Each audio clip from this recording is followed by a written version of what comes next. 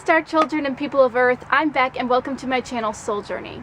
Today we're going to be talking about plant consciousness and our contracts on the planet with the plant kingdom and the consciousness that comes onto the planet as plants.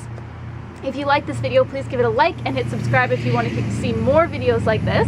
Or if you'd like to check out my other social media, the links to that are in the description below, along with my Etsy shop where I sell clothing, crystal jewelry, tarot readings, and a lot of other things. Also, if you'd like to support my projects and my content, I do have a GoFundMe down below in the description as well if you'd like to donate to that. Alright, so let's off to the video. So, as we know, we share the planet with many mammalian beings and a lot of animals and things like that, but oftentimes we don't take into consideration that there are a lot of other conscious things and beings on the planet that we kind of brush aside as inanimate.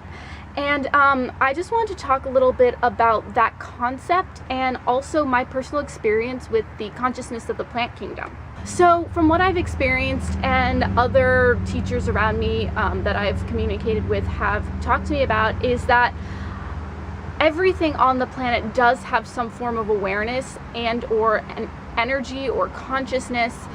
Even the things that are considered dead, like rocks, or even like this porch, which is considered dead, still has energy running through it and ultimately is a part of consciousness.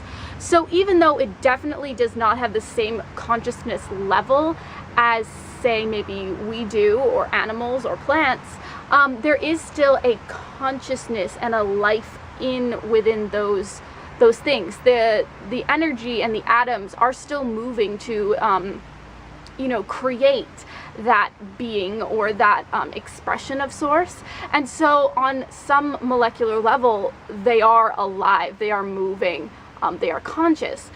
They just don't maybe receive information in the same way we do. So we kind of have different levels from what I can see on the planet of not so much consciousness, but rather how we experience consciousness and our reality around us. We have different sensors, we have different ways of experiencing, but we are all conscious. And we all do have an awareness on some level. So I want to talk about the plant kingdom and how they are much more conscious than we realize.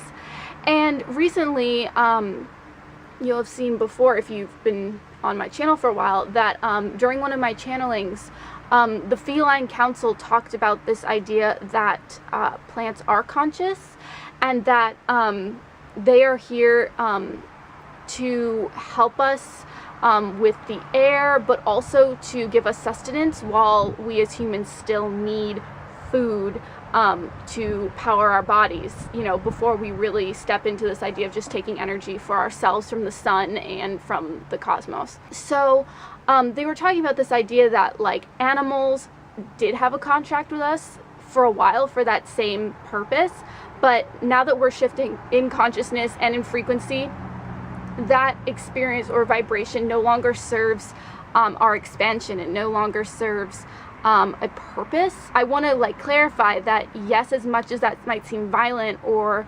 that wrong, all experiences are neutral until we decide the story around it. But everything also does have a frequency. So even if it was meant to be an experience we had on the planet, doesn't mean it's not low frequency.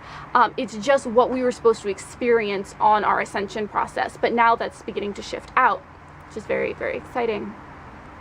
So plants have a similar type of contract with the beings on this planet for sustenance and things of that sort. So that I thought was a really interesting thing. And they were talking about the idea of, when a lot of people eat meat, they like to, say, thank you for this life, this life that was given to sustain me and all of that. But the Feline Council was actually talking about the idea of doing that for your plant foods as well. Thank you for that exchange of energy. Thank you for, giving of your physical being and expression so that I might be able to function and, flow in that. Now, I want to mention that plants do have a different awareness on the planet. As far as I can tell, that's kind of what I've experienced, but not all that different. They do experience pain differently. They do experience things like that, but there is still an awareness that, you know, they're being damaged or whatever. So it's really important to honor that experience of taking on that energy from them.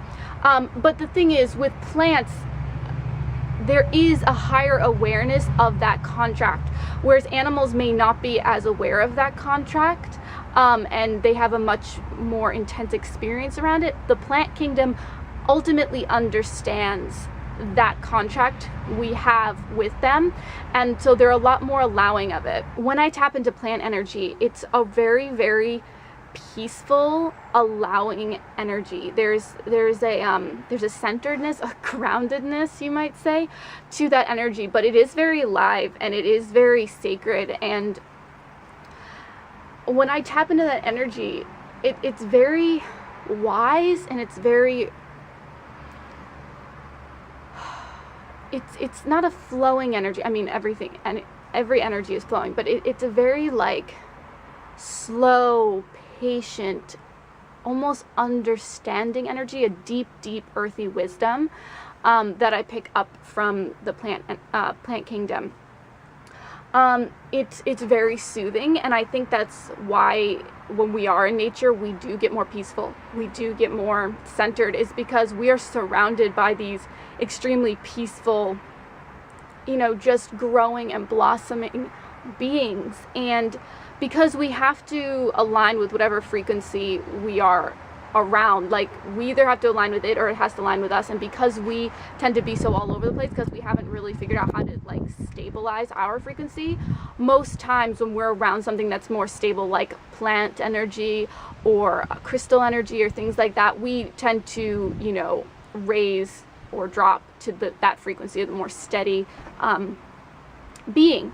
So we oftentimes will feel very nurtured and very healed in that energy, because that plant energy is so full of life and full of peace and patience, and just it's very calm and grounded and centered. So I find that that's a really beautiful experience to have. I find when I connect to the energy of plants, they don't necessarily have a huge conversation. Like, it's more like feelings and like awarenesses, and like, I don't think that's a word, more of just like a centering, and like I feel like my awareness opens up to a much more peaceful state. Like they have this like quiet, subtle wisdom that's just really, really beautiful. So I know you guys are probably thinking like, oh, like, you know, sometimes like, you know, carnists will be like, oh, like, what if plants have feelings? Why would you eat plants? Blah, blah, blah. And that's why I wanted to mention this idea of that we all have contracts for things, and there's a time and a place for everything. And so the plant kingdom understands ultimately that we have this exchange of energy. You know, they breathe what we breathe out, and we breathe in what they breathe out. And so there is this exchange of life, and you know, if we're going to be honest, like there's a lot more of them than there are of us. And so we do have this exchange. You know, they recycle things, and they really are the living essence of Gaia, of Earth. And so we are living here, and so to be in the same place, we all have to have contracts with each other. So also from my experience, from other teachers I've talked to, but also myself, I do very much get the sense, and I do believe that you can reincarnate as a plant, you can reincarnate as anything on the planet to have any experience. So your awareness might be very different, but your spirit is like still there. It's still having that soul expansion. And so your experience on the earth being, a tree would be completely different than if you were a human or an animal. A friend of mine actually did a past life regression of someone who they actually had the consciousness experience of the bubbles coming up out of the ocean floor. And that was a really interesting experience. And I was like, wow, you know, like what else could have spirit in it that we have no idea? And so I do very much get the sense that a lot of earth beings, a lot of different, you know, older beings maybe, ancient beings come through as plants, or maybe even just a spirit that wants a quote-unquote break, or like wants to have a completely different experience of that peaceful, subtle, allowing state would come through as a plant or tree or whatever, because they don't move. They're very in one place. But they're very hardy. They really experience a lot, and they're very powerful beings. You know how they kind of talk about water is like one of the most powerful things, you know, because after like hundreds of years it can erode away anything. It's the same kind of with a tree or a plant is, you know, they really do adapt to their surroundings, and that's a really beautiful thing, and we can really learn a lot of wisdom from that. They grow from the elements. They talk about, you know, trees and plants that are really sheltered in a house. You know, you put them outside and they're going to die because they don't have like the strength. But plants that are outside are ridiculously hardy and can go through storms and all kinds of stuff.